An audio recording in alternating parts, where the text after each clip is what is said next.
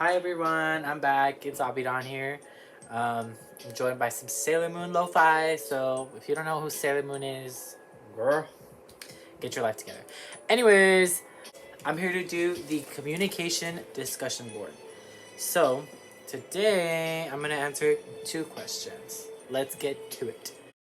Describe how technology has affected your own ability to have a conversation. Do you find yourself wanting to connect through technology instead of human interaction? I'll be honest, I feel like lately technology is the only source of communication I have. I mean, it's very rare for me to like get out of my house during COVID and like go hang out with friends. I've probably only seen my friends a handful of times in person this entire year. And like I'm used to seeing my friends like every day after church. We hang out after church. Like that's just how it is for me. I feel like without technology, I wouldn't see my friends. Like I wouldn't FaceTime them and see them in like their faces. I wouldn't text them. I wouldn't, spend the time to call them, see how they've been. Like I think that without technology now, you won't be able to communicate with a lot of people, family, friends, even just acquaintances, from your life, like on Facebook or Twitter or whatever. I think personally, I love human interaction. I'm a people person. I'm a big talker.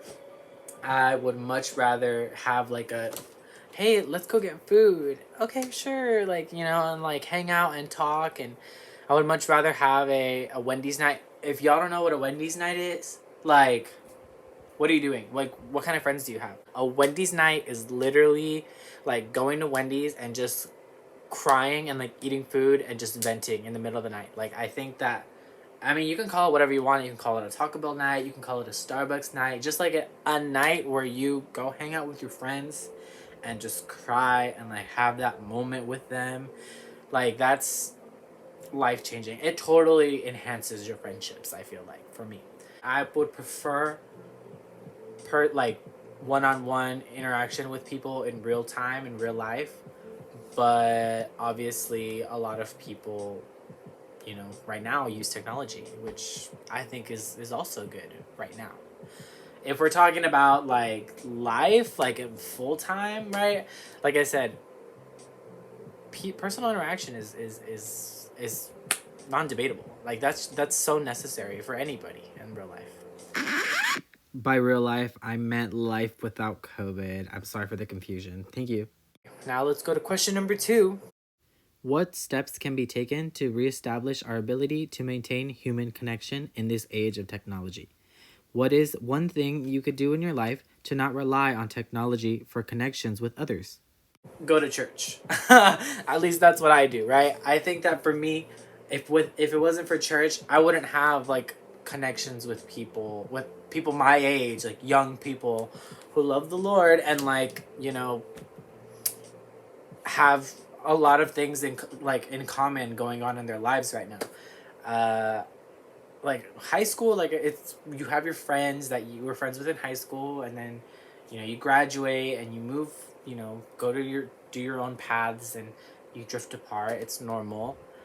But church is almost like a high school out of high school without the drama. You're adults, you're growing up, you don't need to be around each other all the time. You can hang out after church and eat and have a good time with each other, pray, worship. Like, I think that, find basically, like, I'm using church as an example for me, but basically what I'm trying to say is find somewhere where you can communicate and fellowship and hang out with other people that are your similar age or that are like going through similar things as you, so that you can have friends and you can have people in your life to interact with face to face, right? Because if you don't have that, then it's very obvious that you're going to be moving to something else, something more technological for that kind of interaction. Okay, so I know I went off on a little tangent. Believe me, it got longer. Anyways, but I brought that up because I feel like if you can express yourself to people in person, then technology doesn't even stand in the way of that, right? And that's why I believe that if you have personal interaction, like going to church or going to a group, then you won't need to be addicted to your technological things like that. like I said, I every day, well, before COVID, I was involved in my church, and I was fully going 3 to 4 times a week, right? And to me, that was the way that that I had connection outside of my family, that I had, friends and community. Being able to share, who you are, even if you're an introvert, right? Like, even if you're secluded and all into your own, like, I think it's so important to be able to express your genuine self to others and have that connection, which technology right now, like I said, I think it's good because it provides a connection with others in COVID, but don't use it every day, right? Like, I mean, technology is everywhere. Like, I have like my iPhone, my iWatch, I'm filming on my iPad Air right now. I have my MacBook behind it. And I mean, take the time, make the effort, and you can have friends and you can have connection with anybody, right?